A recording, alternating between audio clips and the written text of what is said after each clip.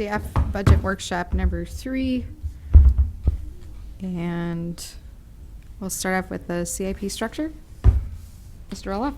I'm going to turn over to our finance director to go over basically similar to what we've done in recent years, but updating it for current conditions and fill you in a little bit on some of the discussions at long-range finance, which Councilmember Krause can also kind of affirm some discussions that have been going on. So Russ, Okay. take it away. Thanks. So I just put together a little PowerPoint presentation, similar again to other years, and just talk about our CIP structure, the organizations and policies, and where we want to go forward. So our capital improvement plan covers a number of different categories. Primarily covers our street utility improvements, new development, some other streets, utilities, stormwater, wastewater, water, sidewalks, traffic improvements, park improvements, public property improvements, which are not utility, and then public property investments or improvements that are utility, major equipment, and then tax increment financing.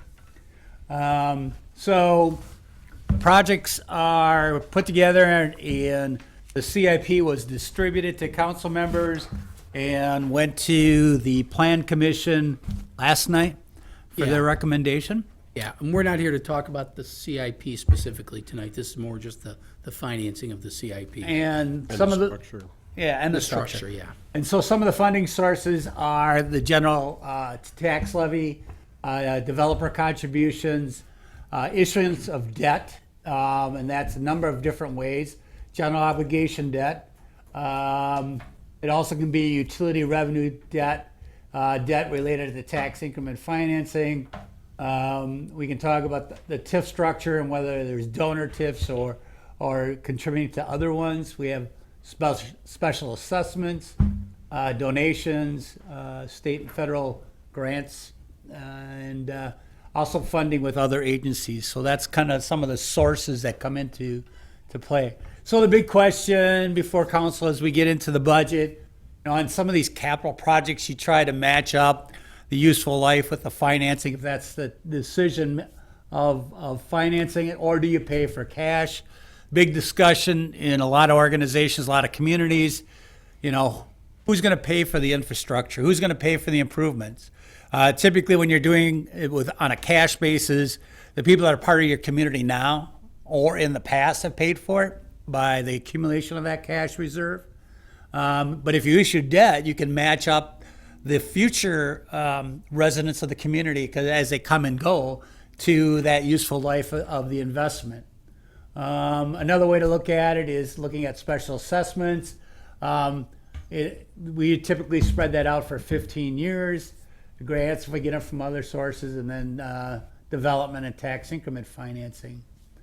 So we've not done a whole lot of direct cash. Some communities do to fund capital projects, but we've really relied a lot on debt in the city of Oshkosh to finance that. So, each year when you do the CIP, we try to figure out what kind of funding source we're going to have for the projects. So going back to the former slide on developer contributions, what does that number look like? And then where are we at in terms of impact fees? Impact fees, I have not spent a lot of time researching. And what was the first part of that question? I'm sorry.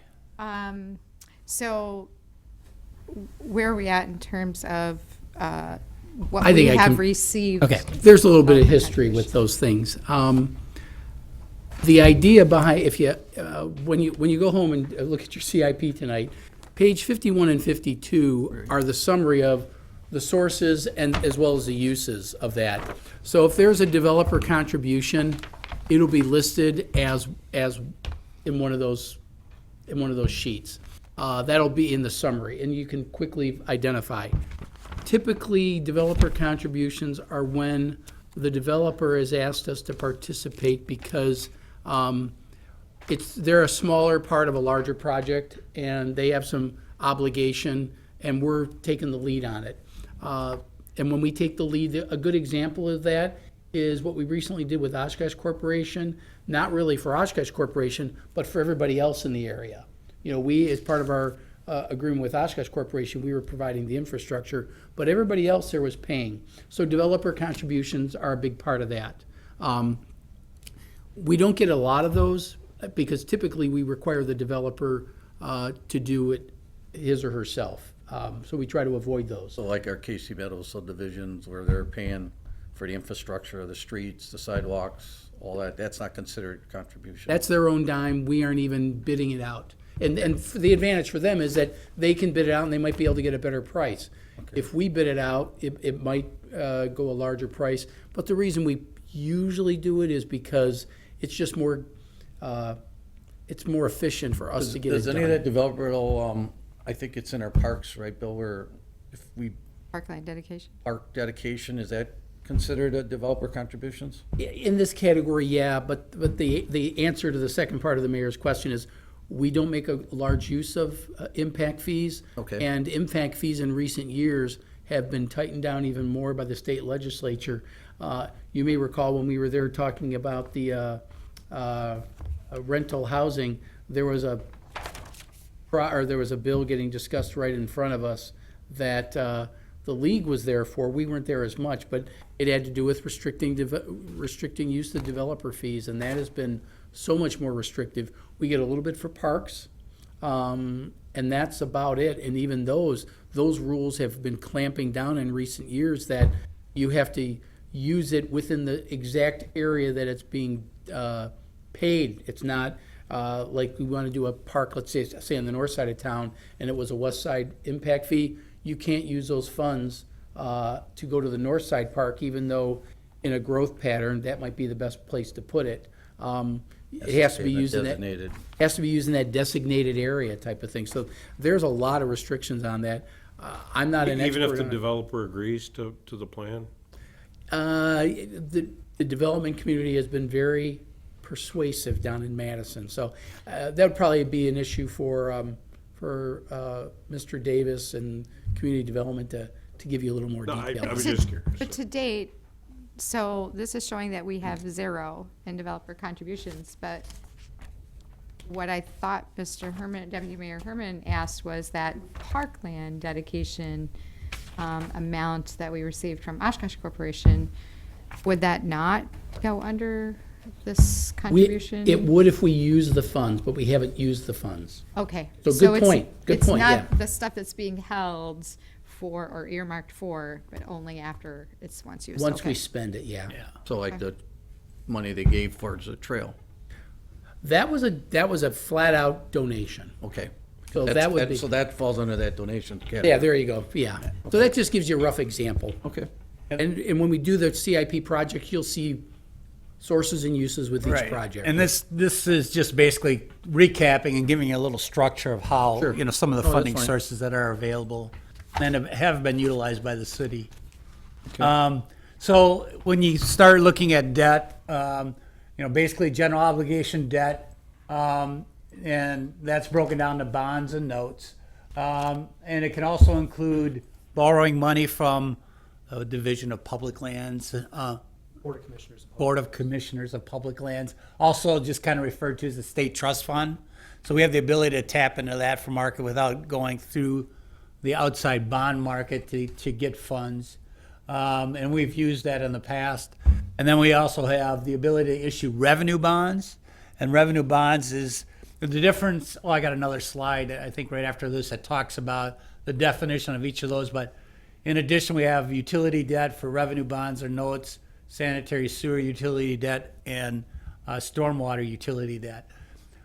General obligations backed by our ability to raise taxes. The full faith and credit of the city is behind general obligation. That's what it means. So when you issue debt, you actually adopt a resolution that pledges you're going to raise the tax levy to repay the principal and interest payment. So that's probably the most reliant, probably widely recognized and available. Because you're using the full faith and credit of the city and has the tax exempt status, you have the lowest interest rate. It's pretty much the funding source that we use for most of our debt. When we get to, Are those double or just state? it depends. I'm getting to be somewhat of a lawyer, even though I don't stay at Holiday Inn. That's why. It depends on the use of the funds. Just curious. Yeah, so some of it, we could Most of our issue. debt is not. It's not? It's short, Okay. short answer. All right.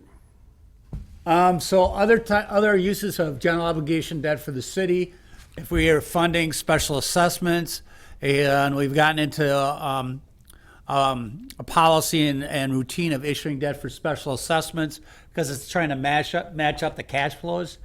For assessing for sidewalks or streets, we're collecting that into the future, and we just want to match that up. We also use it for tax increment projects. We can look at other types of debt, but sometimes general obligation debt's a little bit more favorable.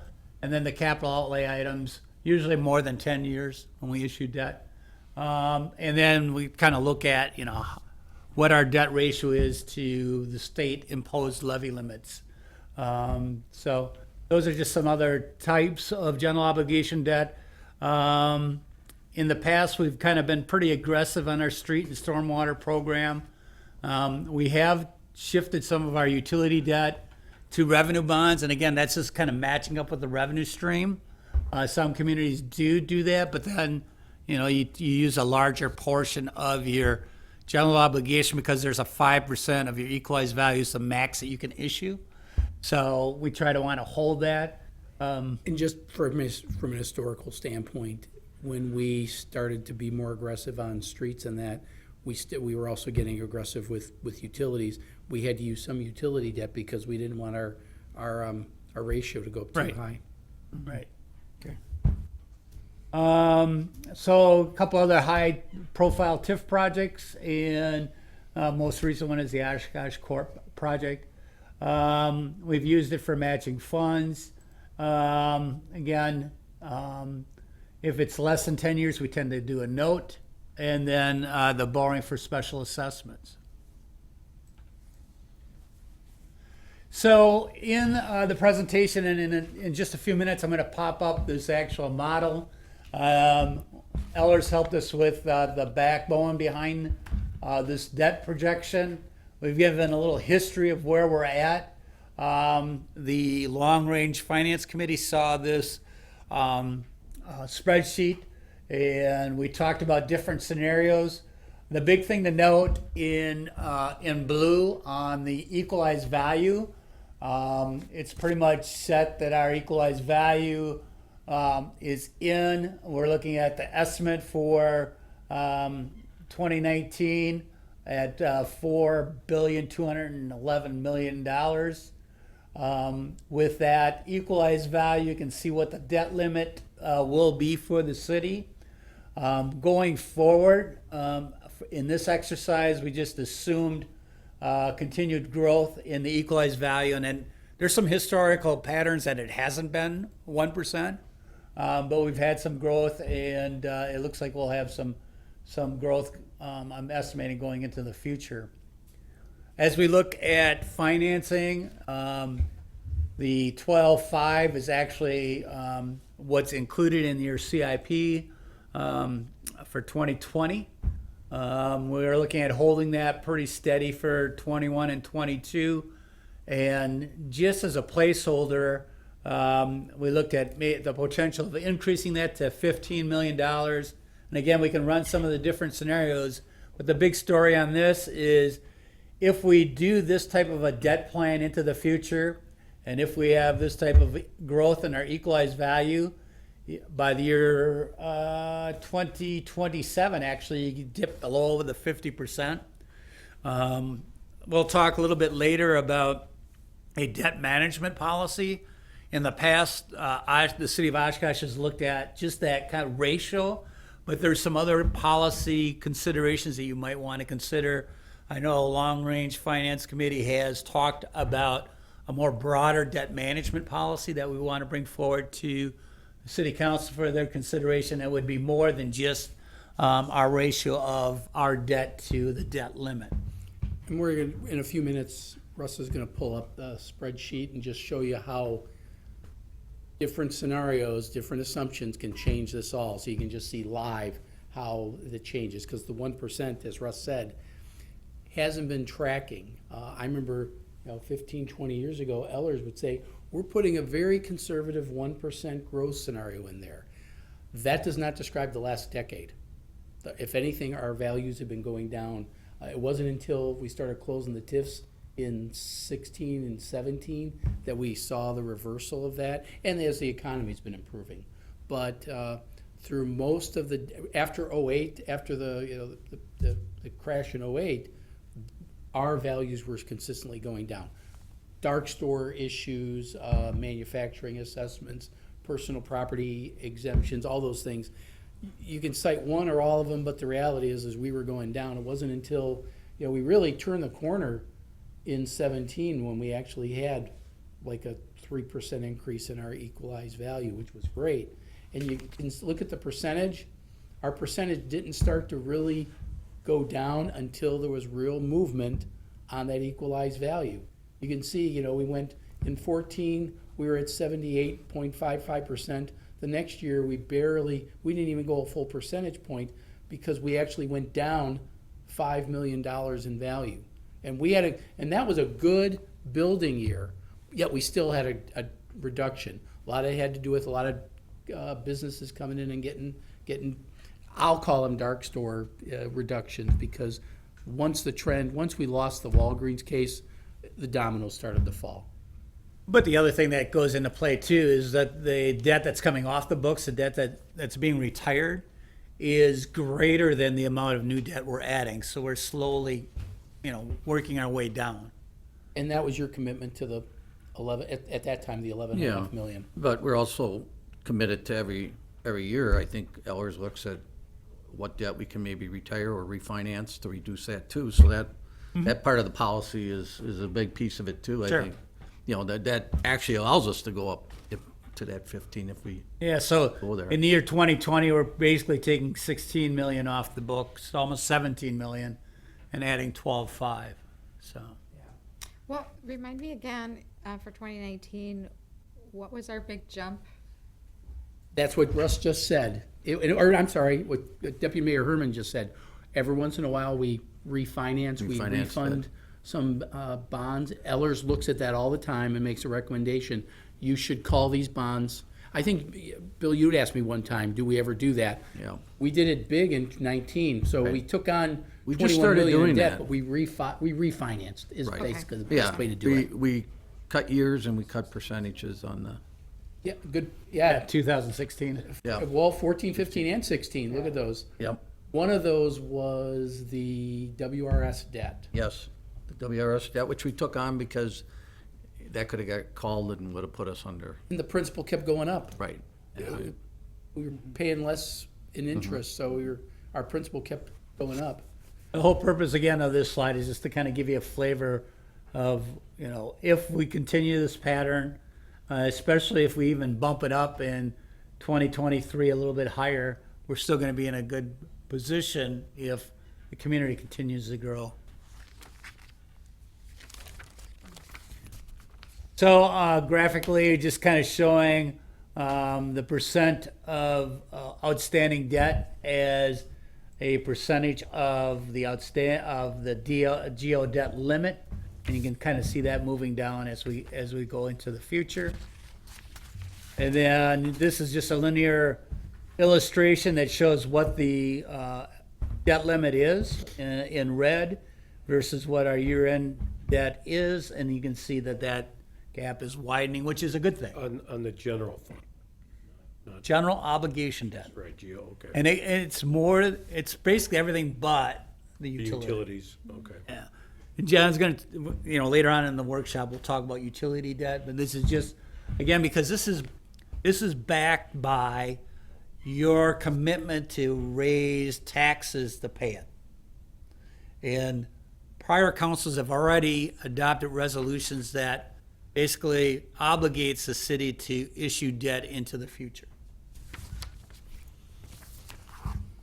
So in our CIP for 2020, Here's how the summary of the borrowing would basically fall. And we're looking at $12.5 million in general obligation debt. Again, this is just the general obligation side of things for streets, for sidewalks, for park improvements. There's some tax increment financing contributions rolled into this. Public property improvements that's not related to utilities, equipment, vehicles, and again, tax increment financing.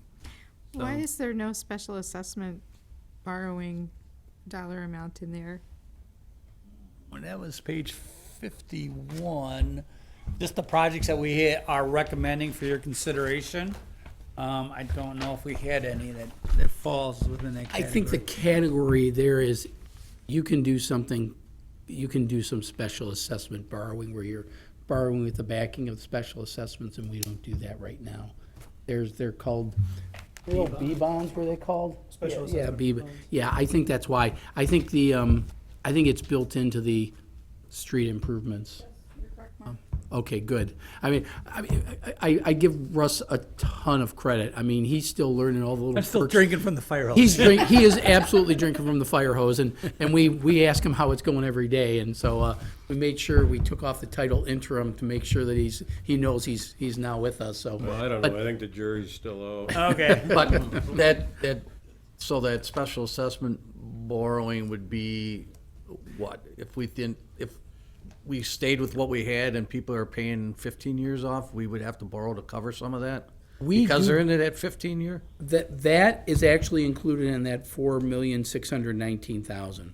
So And So we, for Go on, the, James, yeah. for the past couple of years, we have been borrowing on the bonds to, kind of offset some of those special assessments. As Russ said, residents can take up to 15 years to repay us. So that special assessment fund was quite red.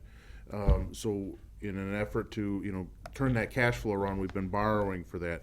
In this particular table that Russ has up here, those numbers are included in the respective categories. So, for example, the 4.6 million in comprehensive streets and utility improvements, that includes the special assessments on the, the general obligation side of it, instead of breaking it out into the separate category. because I knew you'd said that it, people that take the time out, 10, 15 years, it costs us money because we have to borrow that money to cover the cost of the projects. One of the things that I think that the reason this row is here isn't just because we could do special assessment B bonds, but the other part of that is a few years ago, the cash flow in that special assessment fund was so bad. Right. James We said needed to that. borrow more, so we haven't been borrowing for That. past special assessments, we're borrowing for current special assessments. All right. So, looking at the 2020 map on our CIP program, and looking at that street utility, so as far as concrete goes, we may not be doing that much in terms of miles, but the ones that we do have in there are really expensive. The Oregon, Or Oregon and Snell Snell are and- wide streets, it's a lot more concrete going down per linear foot than a residential street would be. And that Snell Road, because of the industrial park, I suppose that's got a truck route. concrete? Truck route, but it's also a Collector. collector, I believe, so that would be required to be a wider section. The bicycle and pedestrian circulation plan recommends bike lanes for Snell Road. So our current thinking on the Snell Road reconstruct would be 3-lane road, 2 travel lanes, I believe a twin left turn lane, and then bike lanes, in addition to sidewalks being constructed. Okay. Have we heard anything from the town of Oshkosh if they're gonna do anything to the east end of that Snell Road that's in there, in the town? Are they gonna do any improvements? I'm not aware of any improvements that the town's doing, so we're doing everything that's in our jurisdiction. And now it's been annexed, that's one of the reasons Do we're doing it. they, and they're aware that this project's coming up, right? Yes. So that if there is some improvements that they could do, At this time, our transition from the concrete. We'll have to transition back to the asphalt. Right. We suspect that transitional length will probably take through the width of the credit union on the southeast corner, Okay. which is the only other really city property in that area.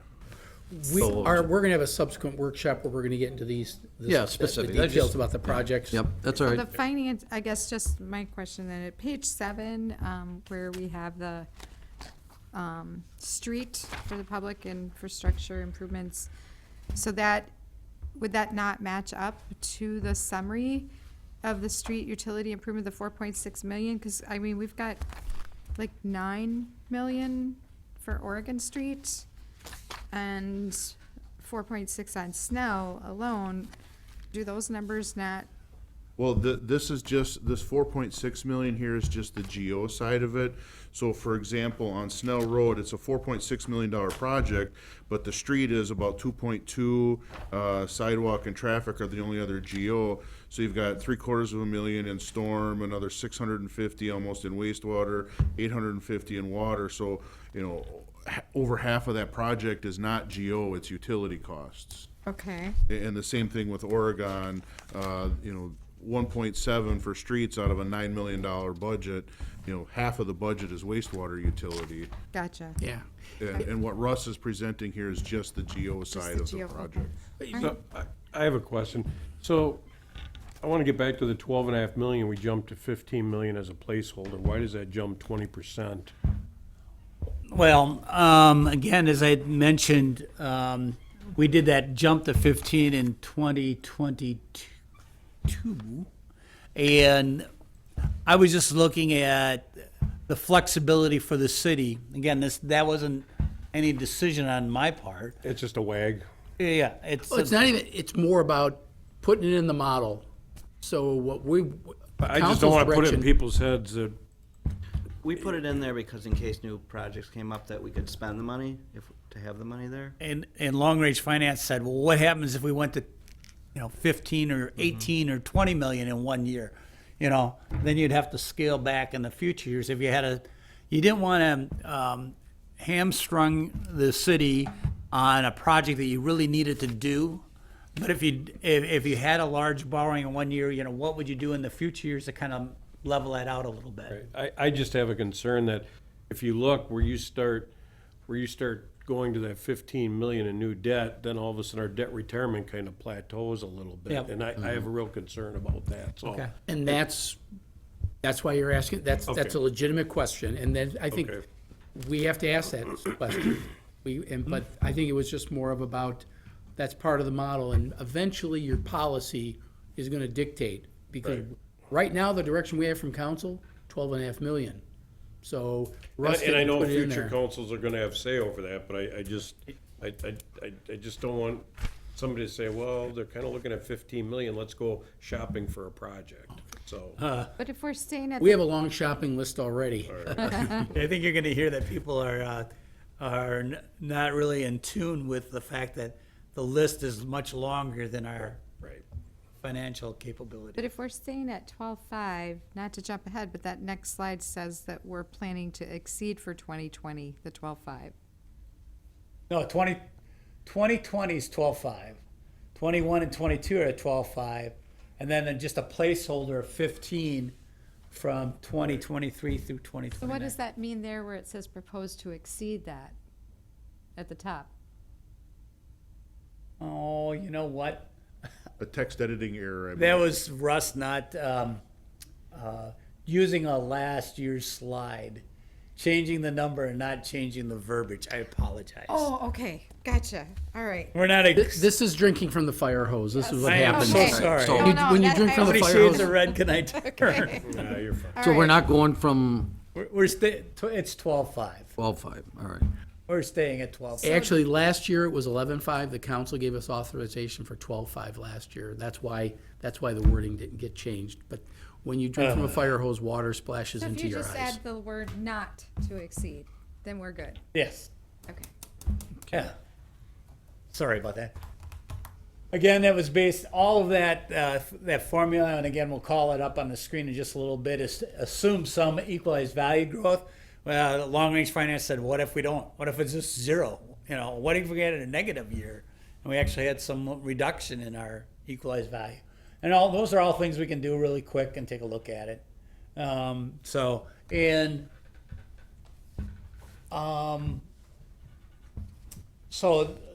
everything's out there on the table, not too much else to look at.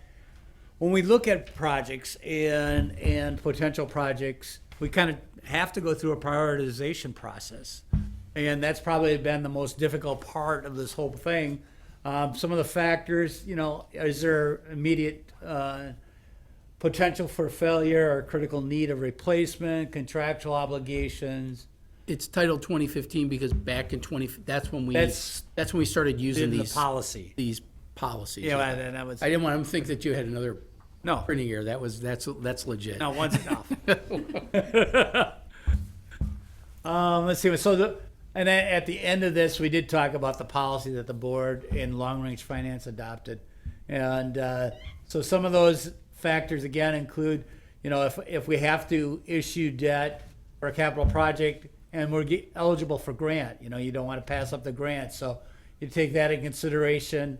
We want to adhere to replacement schedules that we have established, maintain public and employee health, safety, and security, ensuring long-term infrastructure needs are met, items that are nearing the end of their useful life.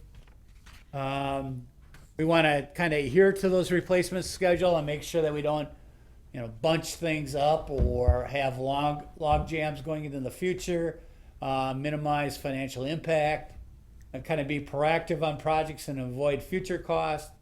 You know, can maintain or continue our investment in cultural, recreational, and educational facilities. You know, the emphasis on neighborhood development and improvement is also a consideration. Trying to avoid any increase in future maintenance costs. Again, sticking to the replacement schedules and then meeting the goals of our strategic plan. The criteria is something else. So there's a scoring system that was adopted back in 2015. And there's these criteria that go into the scoring sheet.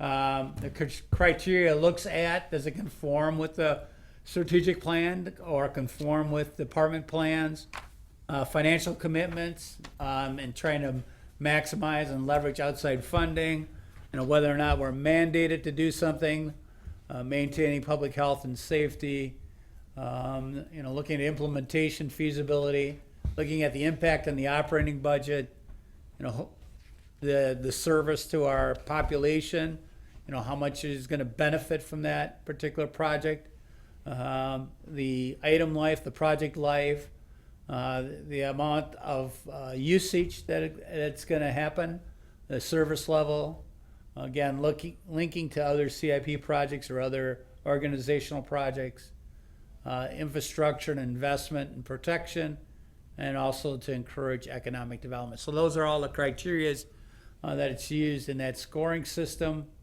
Again, I probably should have had this slide earlier, but the policy itself was looked at and recommended by Long Range Finance and adopted in 2015, was implemented with the 2016 CIP process, and that policy created and put into play the scoring system. Hey, Russ, just, you know, if you want to look at how the projects in the 2020 CIP scored, those pages are in the draft CIP that you have, starting on page 53. So as you kind of look at, you know, the table that Russ has here of how these items are reviewed and scored, and you can compare to the scoring on those project sheets to see, you know, how each of those projects scored and what the criteria were. Good. So again, I tried to print in your handout a one-page slide, and it's still kind of hard to read. Sorry about that. But I thought it was important to include that in the handout just so you kind of see, you know, how we have scored, or the scoring system that it was set into play. It gives you a rough idea. We score every project. There is not a minimum score or anything like that, but it really gives us good context, because I can tell you that based on this criteria, park projects, quality of life projects don't score well because these criteria just don't match up. That doesn't mean you forego them because, again, you don't want to log jam projects. But at the same time, you want to make sure that you're at least keeping those things in mind. The ones that typically, the highest scoring one for next year is Oregon Street. Why? It's a continuation of an existing project. There's a lot of health and safety involved. It conforms the plan, so it gives you a rough idea of what scores well. The other one scored well was Snell. Why? Because it's been on the books for years, and it's a collector street. There's so many things. It has economic development implications because of it serving the North Industrial Park. So all those things come into play. Redoing windows in City Hall don't rank high. And so we don't put a lot of money into those projects, but you can't ignore a project like that forever. Eventually, the windows need to be replaced, the roof needs to be replaced. So that gives you a rough idea, and I score every last one of these projects. If there's a score there, it's because I looked at it and consulted with Public Works. In the scoring sheets that are in the CIP, those are the scoring sheets that, Mark, the scores that Mark gave to the projects as we went through the review with each department. Those are not the departmental staff scoring because They're much higher. In some cases, yes. In some cases, no. We have had projects where we thought a score was lower initially than what the city manager had given it. So, but generally speaking, staff are more generous, yes. But we want. We put the city manager scoring in because that's, it's looked at all through the same lens, if you will, not, me as the director of public works scoring my projects, Ray as the parks director scoring his projects. We might view things a little differently, whereas, the city manager is looking at each of the projects kind of through the same lens, so they get a similar comparison when they're scored. So I guess a question regarding this scoring sheet. About midway through, we talk about estimated frequency of use, and it gives the number of days per week, but does anybody with a history in this know if that also evaluated like the hours or the number of hours the facility or the No, we item don't get it into was that. being- This was approved and reviewed by the Long Range Finance Committee. in 2015, right? Yeah, they spent months on this, and that was where, they didn't get to that level of detail, but, but certainly, does that type of stuff weigh in, and as I'm looking at those things, how important it is to infrastructure? Certainly I do.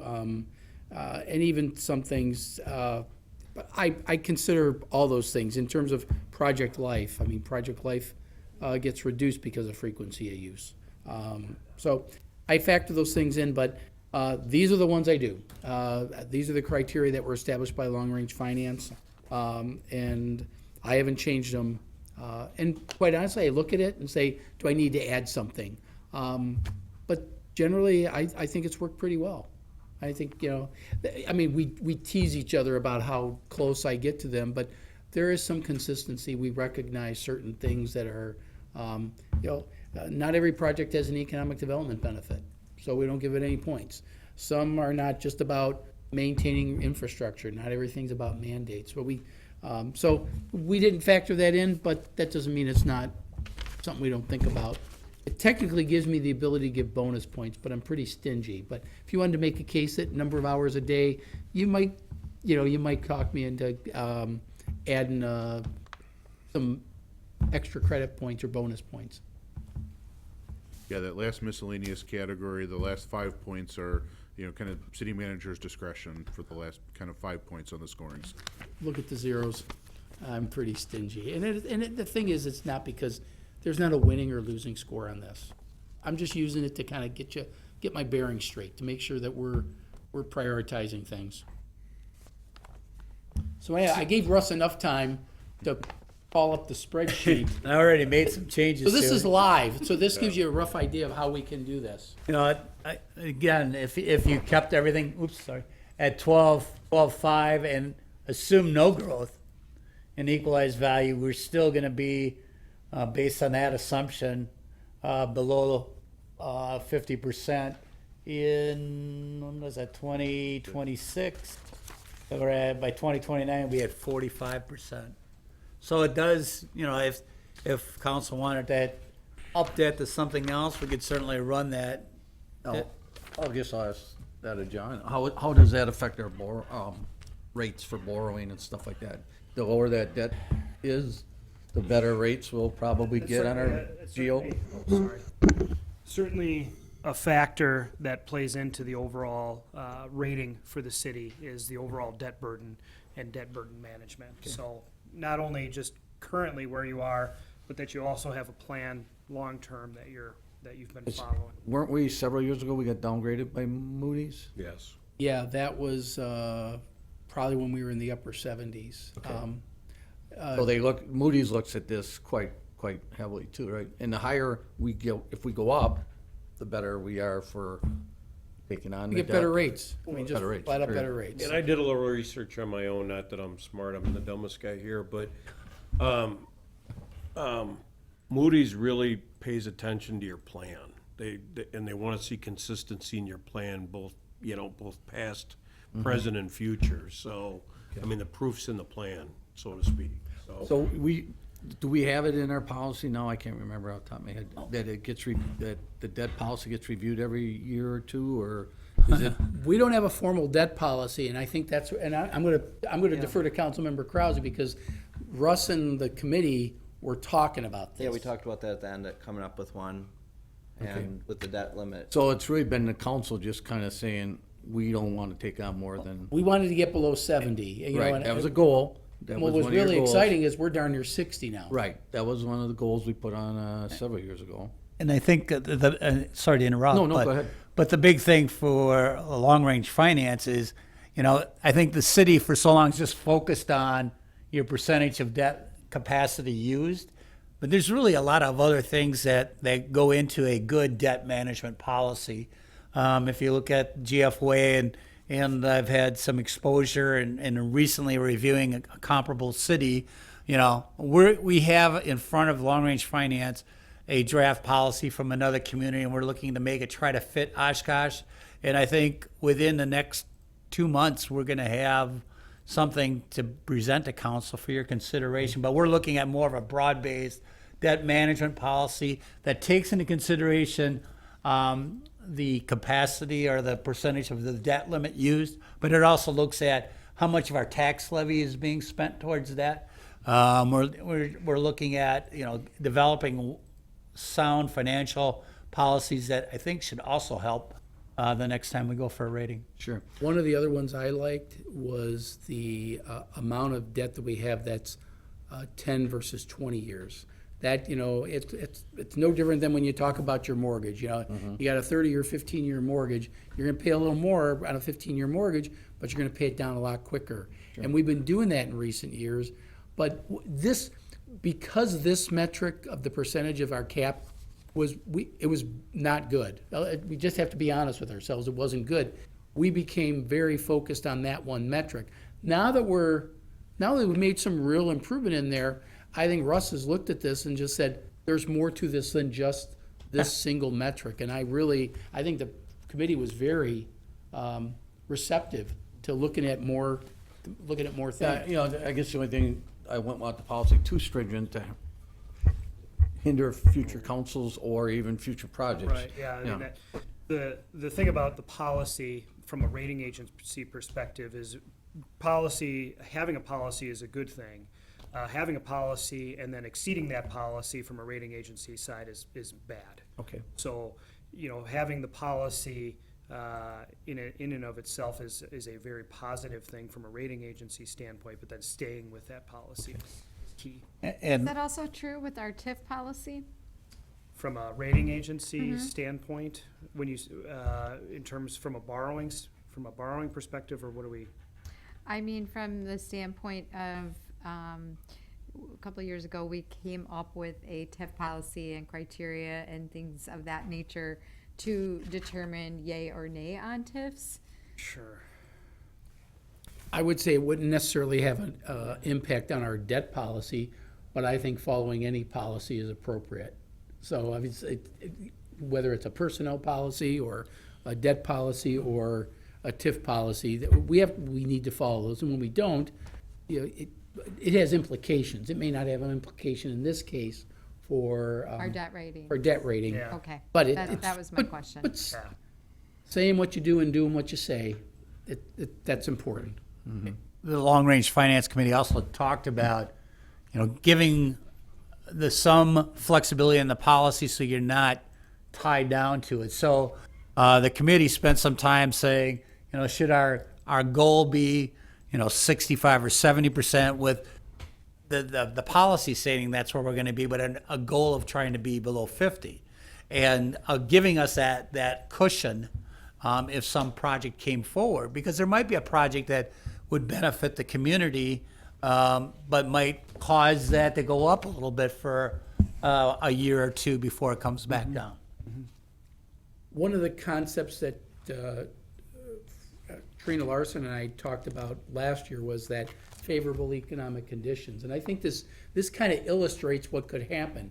If we had a really good couple years, Russ could add 2 or 3% to that. But we could also have a downturn in the economy and have a reduction. It's And coming. we all know that's the cycle of the economy. So we can say, oh, let's put all these great projections, but one recession can screw the whole thing up, and we have to be willing to accept that things will change. So Russ is having fun and just going to say, okay, let's, if we had a massive change, even we don't borrow, we still pay off $4.4 million in debt in 2020, but if the value goes down, our percentage goes up. So we have to look at that. Now, with that said, I'd encourage you, and I'm sure departments would encourage you, because there's a whole section of CIP projects that are not funded in Right. both 20 and 21.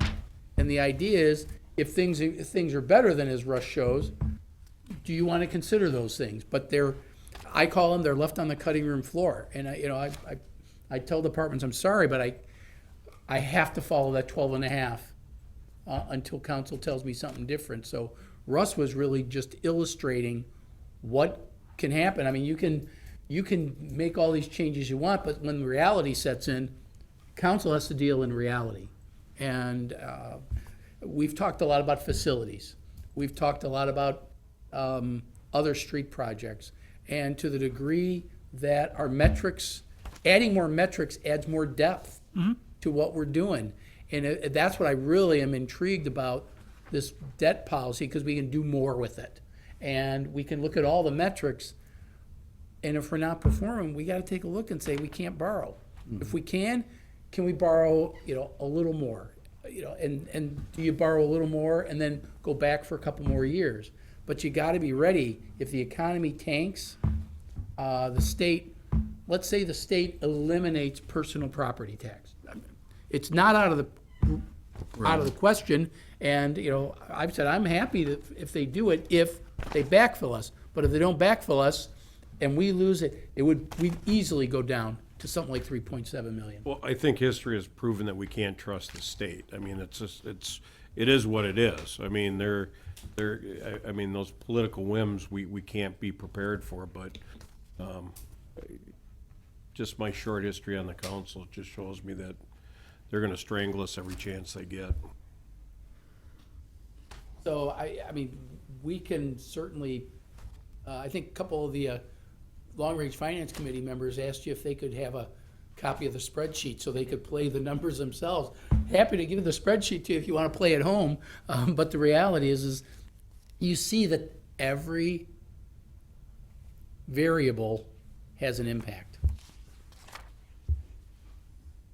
Russ, it's probably John's turn unless council. Yeah, I just that's a good breaking point. I walked through the model. We walked through the goal is to get the city council to adopt a debt management policy, like I said, and hopefully do that. And I'm going to turn the keyboard over to John.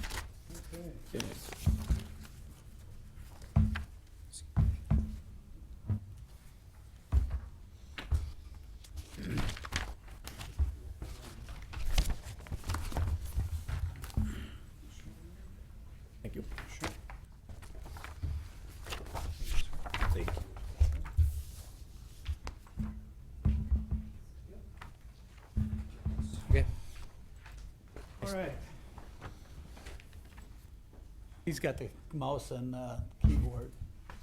Okay. Oh. Thank you. Good evening, everyone. So this is an update to a presentation that we've been doing for the council as part of your workshop sessions for probably about the last 5 or 6 years now. And really what we're doing is at this point, in initial draft form, doing some long-range projections for all 3 utilities to look at, number one, developing, at least at this point, kind of an estimated long-range financing plan for the capital improvement plans that staff has developed for the water, sewer, and stormwater utilities, and then taking those initial plans and looking at what the estimated impact long-term of that CIP and implementing those financing plans has on user rates, on your revenue bond debt service coverage ratios, and then overall utility reserves. So as Russ had indicated in the previous presentation, the city, historically has shifted from a mindset of funding capital improvement projects on the utility side with general obligation debt and switching to revenue bond basis. And part of that, I think, is just due to the scope and magnitude of some of the projects that you've had to undertake and possibly will undertake in the future. But along with revenue bond financing comes some additional items that we have to pay attention to within the utilities, namely that the utilities really have to be self-supporting enterprise funds of the municipality and annually need to generate enough revenue to not only pay our operating expenses, pay our debt service, but also have cash left over. And that's really what we mean when we talk about meeting debt coverage on future debt borrowings. What's a debt coverage ratio look like for this, for utilities? Sure. So for the city, If I'm jumping ahead, tell me to No. shut up and wait. no, I'll go back. Okay. I'll go back. Don't worry Okay. about it. The city has existing covenants in place for each utility. So on the sewer side, it's 1.1 times coverage. Water is 1.3 and stormwater is 1.2. And what that means is on an annual basis, you have to generate enough revenues within the utility to first pay your true operating and maintenance expenses. So it doesn't include like depreciation. It's just your salaries, your benefits, chemicals, et cetera. Do we have depreciation? You do, Okay. yeah, yes, you do. Yep. Yeah, the water, it's wastewater, stormwater, sewer, is a full-blown enterprise fund with depreciation and everything. All right. No, I got a very important question answered a little too late.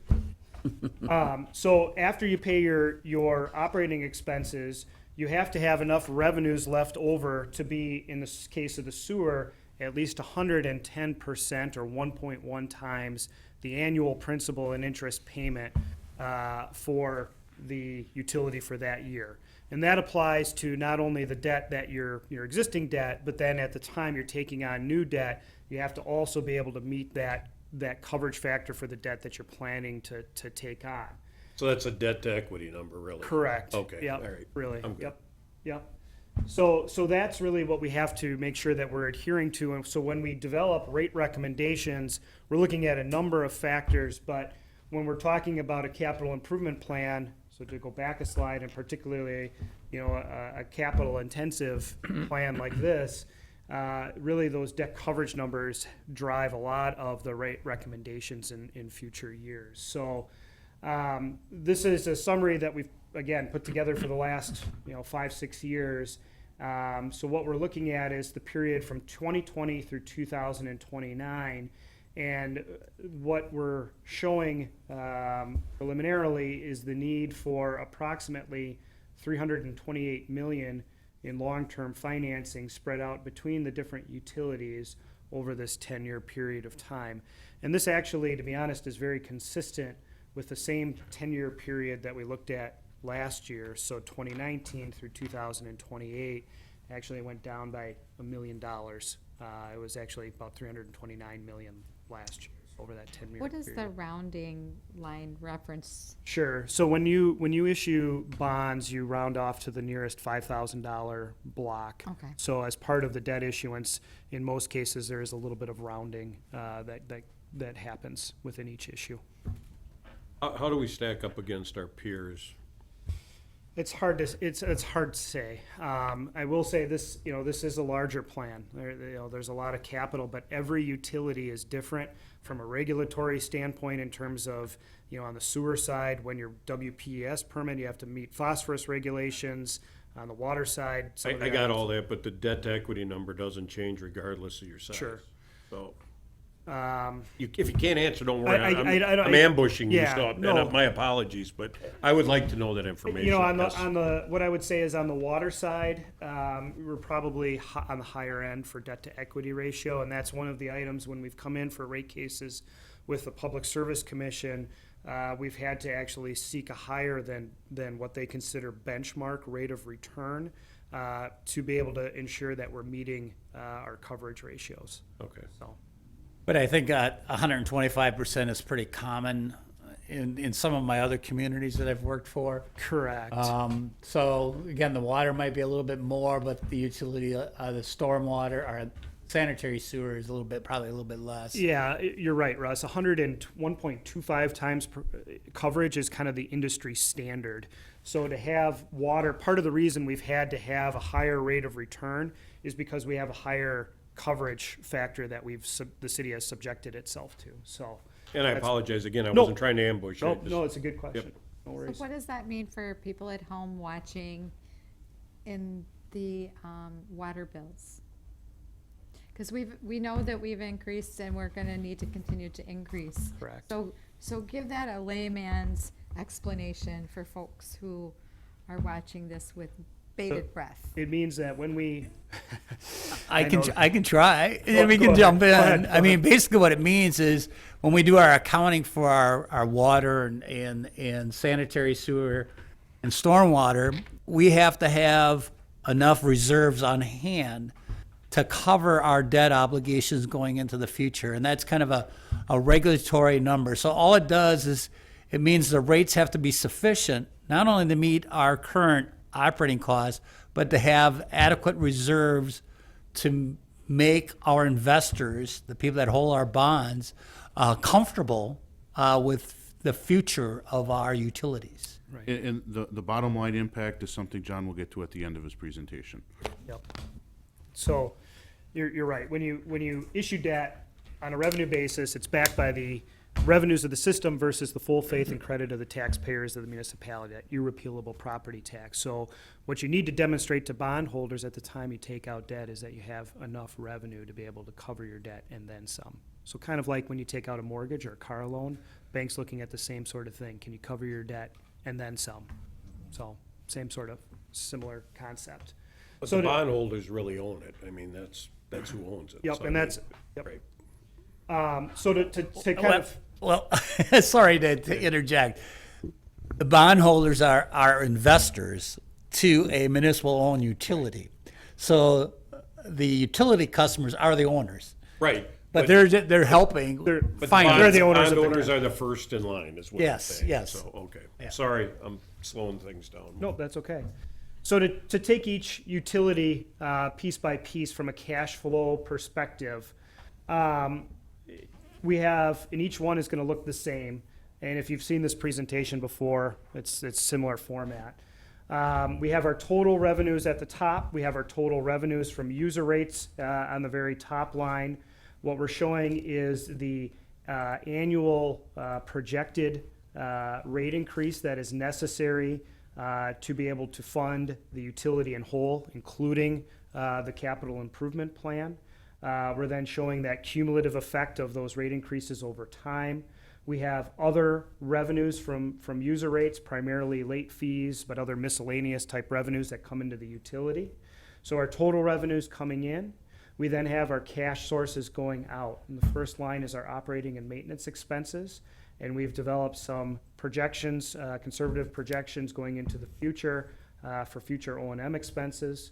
We then have a net, our total revenues minus our cash expenses, leaves us a net before we pay our debt and before we pay for any cash-funded capital improvement expenses. So part of what we've looked at over the last couple of years, and you saw it back on the previous slide in terms of long-term, from a financing perspective, part of meeting coverage is generating excess cash flow within the utility. If you're making coverage, you're generating more cash than what you need to break even within the utility. So long-term, as you add debt within the utility, that cash can start to accumulate. So what we're looking at doing is projecting the amount of cash that we can apply to offset borrowings in future years. One thing that the city did in 2018 was actually not do a borrowing within the sewer utility, which is why you see a fairly large spend down of cash related to the capital that was incurred during that year. And on a net basis, we're seeing some years where we may have a slight net negative cash flow, but really what we're saying is, with being a self-supporting fund, we've got reserves in place to be able to help do that level of offset to these borrowings. And But- I think another thing too, John, I'll just interject a little bit here and there. Before we issue the borrowing, one of the things that we've been doing is, because the borrowings are usually issued about May, June timeframe, we've got a lot of our capital projects bid out. So we do evaluate on these utilities, where are the bid prices coming in versus what we projected when we developed the budget, and do we actually need to borrow as much as we projected when we put the CIP budget together. In the case of sewer and water, this year when we did the borrowing, we were able to reduce those borrowings by a couple $1 million each in those two utilities because of where bid prices were coming in versus our budgetary estimates. So before those bonds are issued, between Public Works and Finance, we are looking at those numbers to see if we can reduce those borrowings before we take them on. Sure. And again, that helps reduce the accumulation of borrowed money, which we're paying for and not necessarily using, so we want to minimize that. Right. And then from a rate increase standpoint, what we're projecting going into 2020 is the need for approximately an 8% increase. This is consistent with what we showed last year for 2020. So I think the good news is, in terms of rate increases, not only for 2020, but going forward, we're fairly consistent with what we showed last year. Slightly higher in some of these out years by 0.5% or 1%. Obviously, those are going to remain to be seen. This is we're getting out our crystal ball here to be able to make some projections long term. But we're staying, generally around that 6% range out until about 2025, where I think the hope would be we can get to more of an inflationary type increase. Yeah. Okay, this is kind of a generic question, but if I understand it, the way that our rates are tiered, we charge less for those who use more That's on the water side you do. on the water side. Yeah. If that were flipped, how would that change this? So if it were the reverse, that those who use more pay more. So the state, in the state, what you're talking about is implementing what's known as a conservation rate structure. The Public Service Commission has allowed that. Generally, what you see is a conservation rate structure if you're going to put that in on your residential and multifamily categories.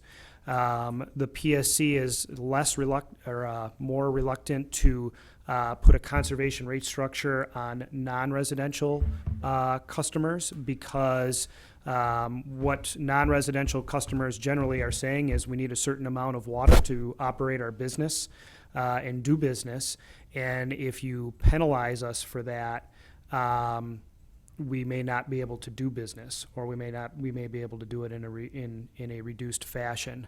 I think what we've seen here in the city from a rate perspective is that we've seen usage go down naturally without having to do a conservation rate structure. You mean on the residential side? On the residential, but also on the industrial side as well. Industrial usage has gone down over the last several years. I think usage overall has gone down over the last several years. What I would say generally on conservation rates is that was more popular in the earlier 2000s. And I think what a lot of communities, and Oshkosh is no different, have seen is that usage has gone down on its own without having to send a price signal to customers. And really, from a conservation rate structure, that's what you're doing, is sending a price signal to primarily your residential customer base to try to get them to reduce water. But we're also sending the message that we're paying for jobs and economic development by residential users kind of subsidizing Well, these I- industrial units. No, not necessarily on the water side. So the reason that you have a tiered water rate structure is very common. In fact, it's probably the most common rate structure in the state of Wisconsin, and most communities have the same thing that you do, which is a declining block rate structure. That really is more from a cost of service standpoint than a subsidization standpoint in terms of residential customers subsidizing other customer classes. When you go through that process, and the PSC actually does the rate design, what they're doing is designing for average day usage, max day, and max hour, and those different peaking factors put different demands on the system, and those demands help drive the cost of the system. The residential class in particular is a very peak demand heavy customer class. As residents, we use a lot of water in the morning, we use a lot of water at night. During the day, we don't. So that's what that tiered water rate structure helps design rates for, is to actually keep them fair and equitable compared to an industrial customer who maybe uses a lot more water, but they use it very laterally throughout the day. They have 3 shifts, they operate 24/7, and they use. So are you saying that because there are different peak usages, that costs more to operate? Correct. It drives different peaks in Okay. the system, yes. And I'm guessing our largest customer is probably a nonprofit, so, I don't know. I yeah. can't say that. off I'm the top of assuming my the YMCA is probably one of the I would largest. say users. Oshkosh Corp probably uses more water. I would say You think so? Bemis does. Yeah. University uses a lot of water with dorms. Are there larger industrial or manufacturing that don't pay water? Like, is it such that if they're so far maximum usage that they don't pay, like for, I don't know. They get into that bottom rate block? Oh, yeah, Top users. yeah. That just leaves a sour taste in people's mouth when you see 100% rate increase over 10 years almost. Oh, I completely understand. I mean, is every city like that? Not every city, no. But not every city does this long-range planning like you A do. lot of people use less water because they can't afford their water bill. Well, I think the point here is that there's a lot of cities that don't, number one, go out 10 years. You're lucky if they go out 5 years. There's a lot of communities that just look at where their position is at the end of the year, and all of a sudden say, "Oh, we got to go in for a rate increase," without looking and forecasting into the future. And then, if you don't do, some modeling and projections in the future, you might have a bigger swing. And the other thing too is, when we get into the actual dollars, we'll talk about the monthly bill as the You last guys want slide. to share what you're Oh, I'm discussing over there? We shouldn't be doing that during a meeting, but we were actually looking at our annual financial report that has the top 10 water users in there. And for the record, the Correctional Institute is the largest billing customer. Sorry about that.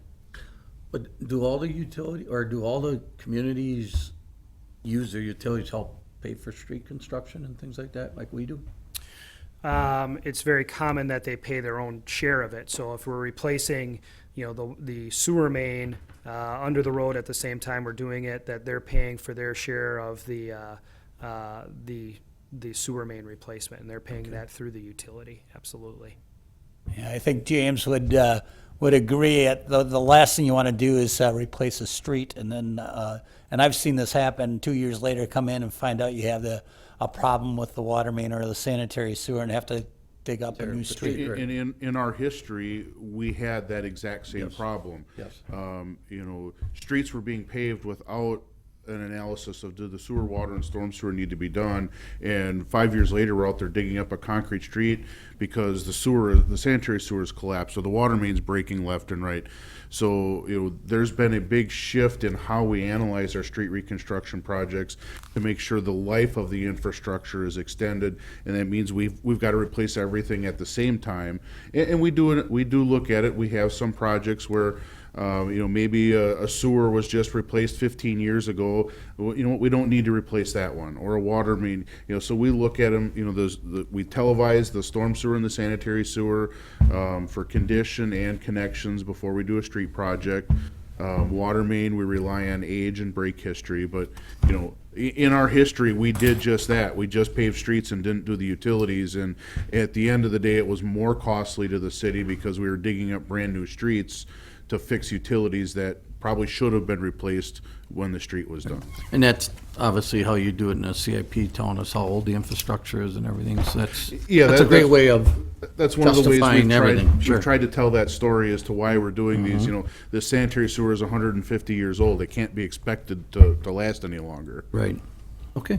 So with that, James, on for example, the $1 million INI, the infiltration removal of that, does that clear water, I guess fixing that clear water entering sanitary, like, is that a pretty significant impact on what we're talking about here then? It's a very significant impact on the flows that the wastewater treatment plant receives, which is then a significant impact on, you know, their cost of operation, their cost of chemicals, and permit compliance. You know, so if we can reduce the amount of flows going into the plant, you know, we shouldn't be treating rainwater or groundwater. All it does is overwhelm the system.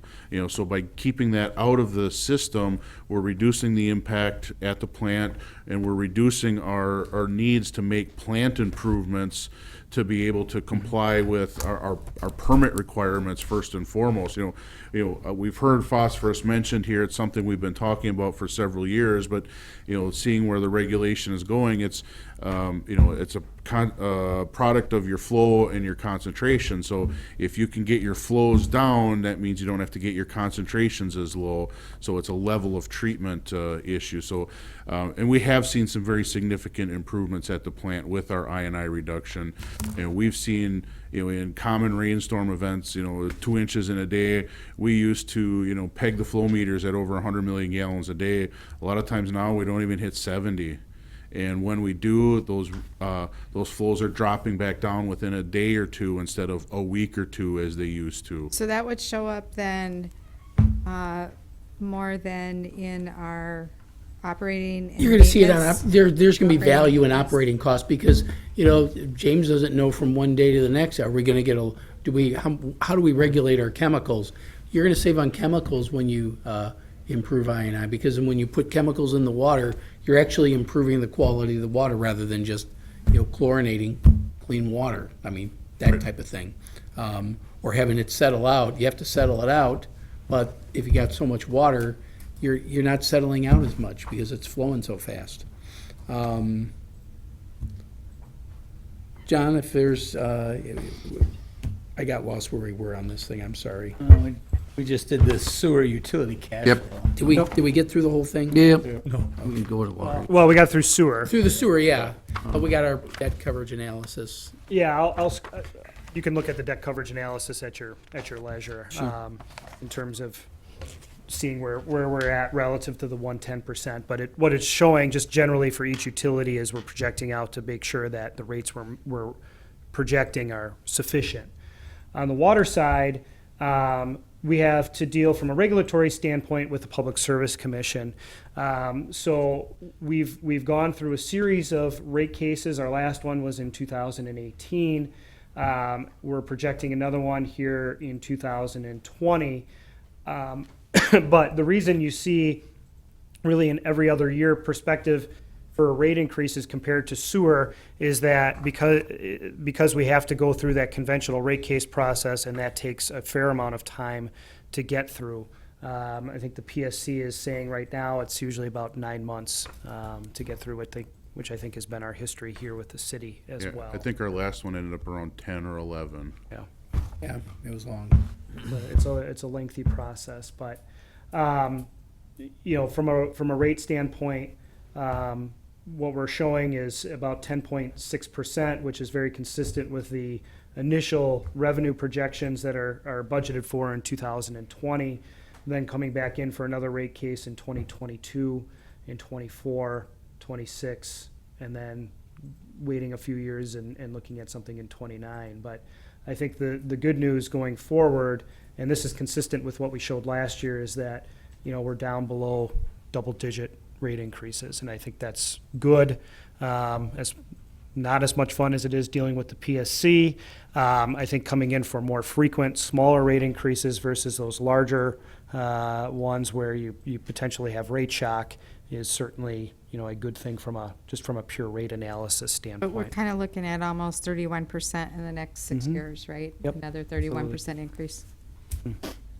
How does and this may be more of a question for James, the Clearwell project, is that factoring in anywhere here? Because we keep getting bounced back and forth between the DNR and the Public Service Commission. It's in on the, that the project. cost of that project is in the analysis. John's nodding, yep, he's got it included.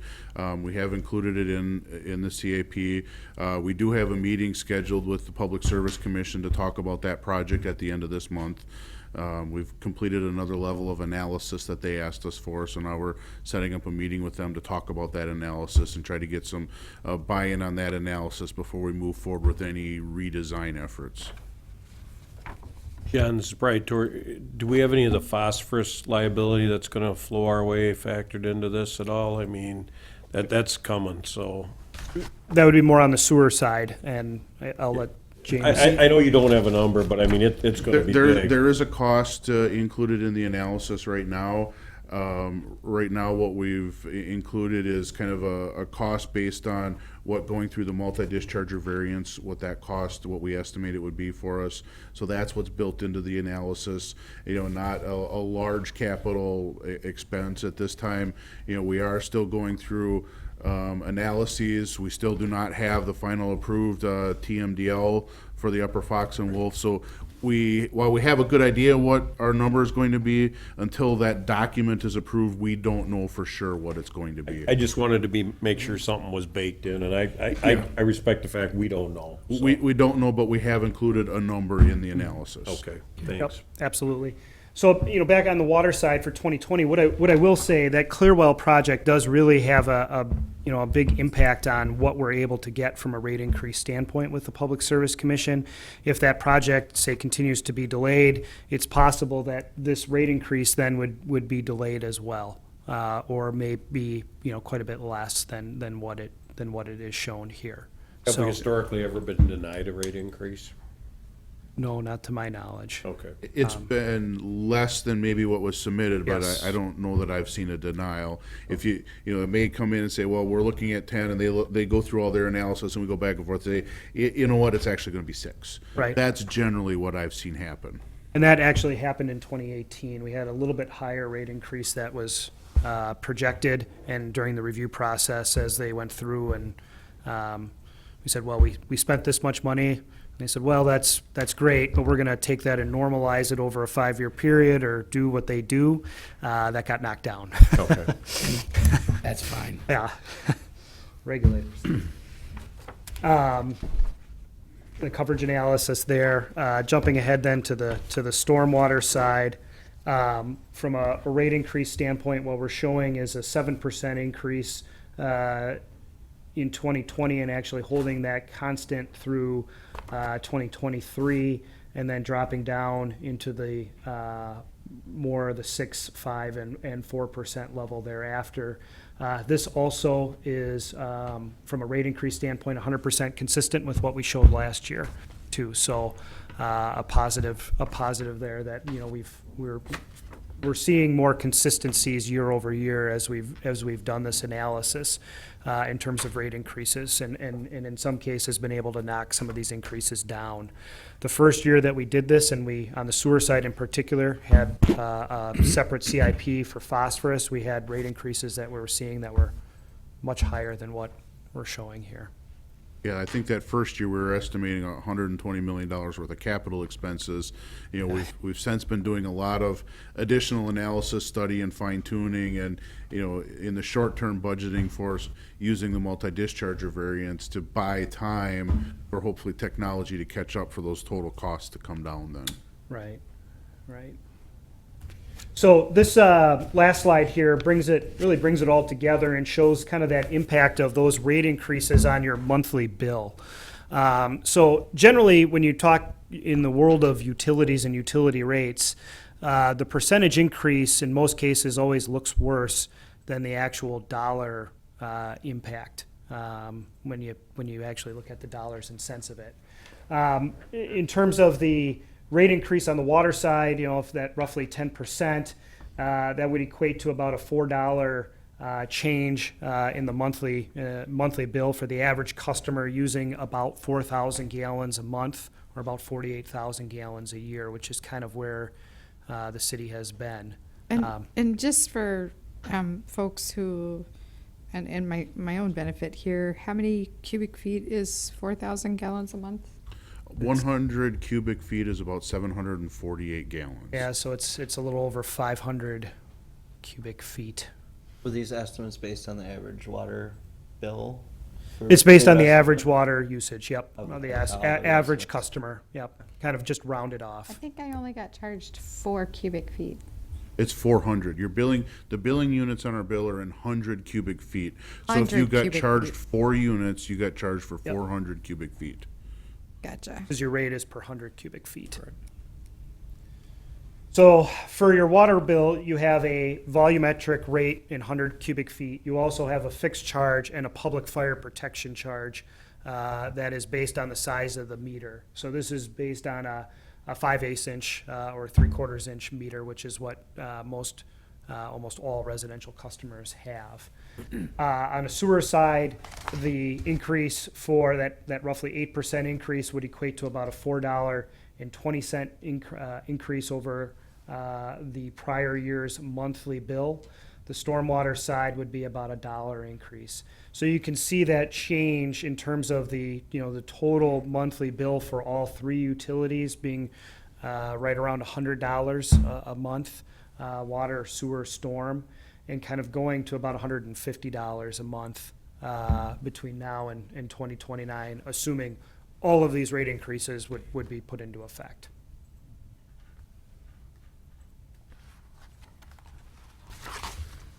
And obviously, the council in the past is, they've been genuinely concerned about utility rates, and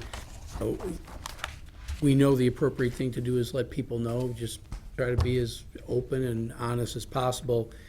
But we are addressing some significant infrastructure deficiencies and addressing them and not kicking them down the road, which I think is important for us to do.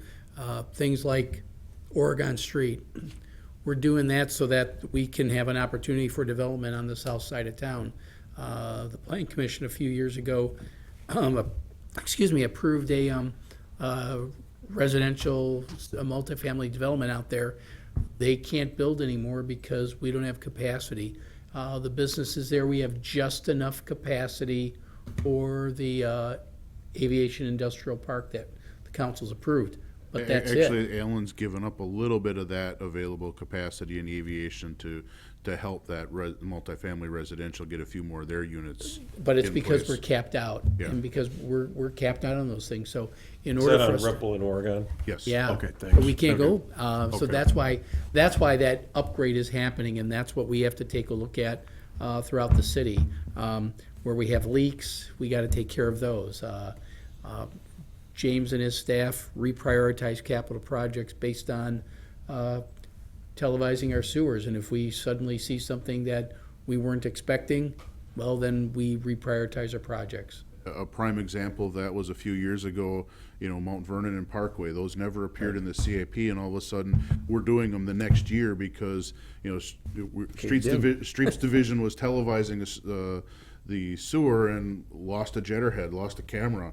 They had to fish some things out because the pipe was literally gone, and the ground around it was starting to eat away. So literally as the jetterhead was moving through, boom, it just fell off into the ground, and they lost it. Had to dig it out. And the bottom line is we can't let the utilities go bankrupt. Yeah. That would, talk about long-range financing issues. I've heard read stories in the past, excuse me, go ahead, Mr. No, Manager. go ahead. Because Jonathan talked about how the PSC will periodically take a look and say, no, we think you asked for a little too much.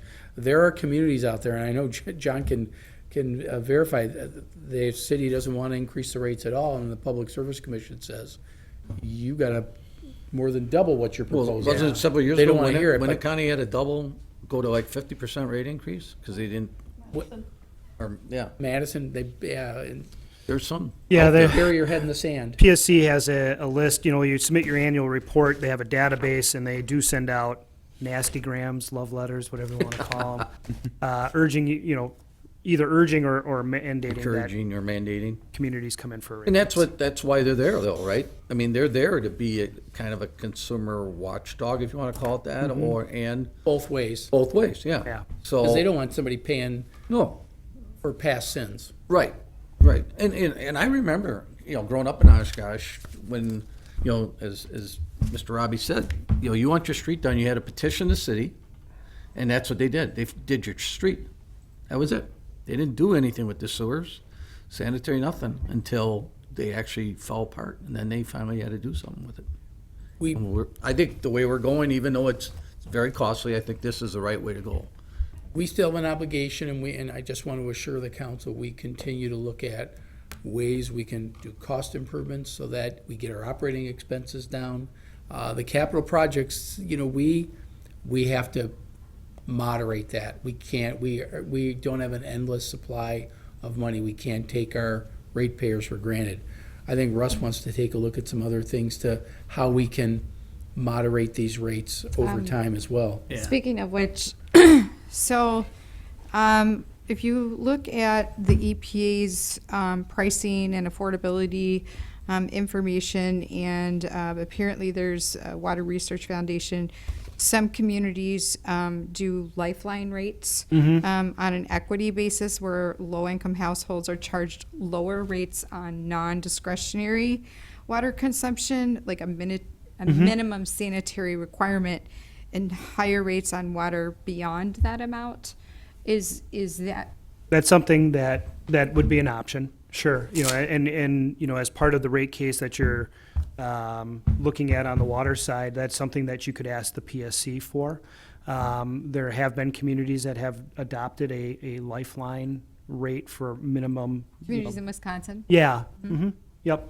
Okay. In fact, I believe the city of Whitewater would be an example of that looked at a lifeline rate. So that's certainly a possibility to consider as part of this rate case, so.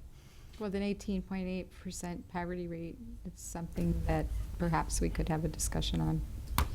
Yeah, it would be that real bottom, it would establish a separate rate block essentially, and it would just be that very bottom usage. So it would really be designed to hit those folks who, the opposite of my household, we have an abundance of water usage. There's somebody who say lives alone. So you're not uses- saying that your kids take like 5-minute showers every other day? No, they don't. Okay. Or multiple showers a day? Yes, they do. Would that would require us to do some verification, so there'd be additional, Well, the Administrative effort. lifeline rate would just be really based on that usage, that bottom block. So they would establish a separate rate block that would hit for those the really. for the really low on the water side.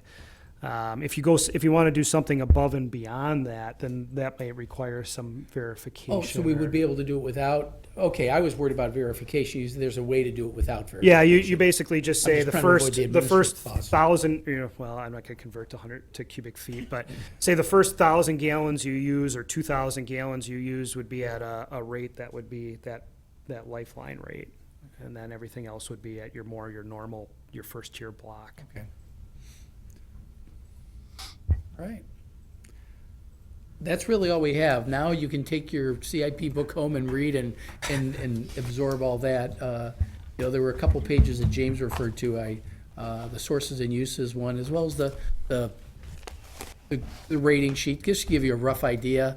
But those summary pages give you a good idea of where the funds are coming from, and then there's detail in it as well. And when we get to I believe the 6th budget workshop, that's when James will. Yeah, November 6th. Yeah, it'll primarily be 6th and the 6th. James, but it's all the departments. Well, I think budget workshops 4 and 5, the all days, most departments will be discussing their capital projects as a part of their operating budget meetings with you. Budget workshop 6 will be my opportunity to go over the rest of the CIP with you, which is about 80% of the CIP. Yeah, so About that's- 20% you're of right. it you'll be covering during Thanks for- workshops 4 and 5. Thanks for correcting me. Yeah, so we have to make sure we incorporate that in because we don't want to forget that.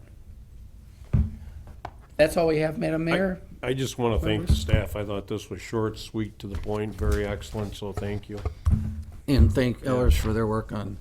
We're paying them, we don't have to thank them. Oh, no, it's a lot of work. I believe it's a lot of work. God, I'm kidding. I think the effort John put in on this, given some of the timeframes and some of the changeovers that we've had, not only in finance, but in my department as well, we had a lot of new people working on operating budgets this year. So John got the final versions this morning and was able to update his analysis. So yes, I would agree that John does Driving extra deserve some fast. kudos on being able to pull this together, because we were a little bit later than we wanted to in getting him information, but that's because we had so many new people involved on our end this year. So John, just a follow-up question then. How would council go about, or staff go about, getting information on those lifeline rates in those communities and what it did to the bigger picture? I would say we'd have to reach out to PSC as a starting spot to see if they know or could give us a list of which communities may have a lifeline rate, how open they would be to it as part of, this rate case here, before we could give any, further information. But Okay. I would start with PSC, and that's something we can help with. I can tell you the PSC is very open to any type of lifeline stuff, so it's pretty much whatever we decide. The Wisconsin Public Service Commission will support any of that stuff, so. And if that's something council would like to do, just ask, we'll put it on the agenda. I think that's, after 30 days after a workshop, I think this is something that you'd want to take a look at. If we're going to be put in for a rate increase next year, do we include it or not include it? We would need that direction from council, just so that. And how many homes would that Well, possibly and, like, I incorporate, and don't- how will that affect the utilities? Well, exactly, and I guess I don't know Right. if that's done the same way they do lifeline rates with phone service, I don't where know. they say, if Or- you're So, like, for using gas and this, oil this, and all and that, this, if, It'll be different. How many are in apartments, how many are under actually metered service, that type of thing. Yep, Okay. condominiums. Yeah, all the- and the way I understood what John was describing, the lifeline rates, it would set up another tier in that Yep. block. So it would be, say for example, your first 100 cubic feet it would be at that lifeline rate. So all residential units, that first 100 cubic feet would be at that rate. Then beyond that, you would, go back to your normal tier. So that's how I understood what John was saying. Okay. oh, I'm sorry, I misunderstood that. I thought it was based on income. No, That's another approach, but what John was explaining was you can do it just on a very low rate on the first few, so that rate, for people who use less, Okay, and yep, so like. elderly, think elderly, someone in their house by Right. Yeah. themselves. But you're right, it would hit everybody in terms of that lifeline rate. So say somebody like my house, who we'd use maybe 5,000 gallons a month, say that first 1,000 would be at the Lifeline rate, and then the other 4,000 would be at the regular block. We still have to recover the same amount of money. The Public Service Commission isn't going to lower our revenue requirement because of Right, that. They're gonna right. say, all right, we're gonna redistribute the rate a little bit. So, yeah. Yeah, and I think, Mayor, I think what you're Cut the looking pie. for is, does it make sense? Yeah, is it Right. worth, if they're only gonna save $4, do we wanna do that, so I think that's probably Right. where you're going. So. All right, we can look at that. Thank you. That's all we have. Thank All you. right, well, guess you. we're adjourned.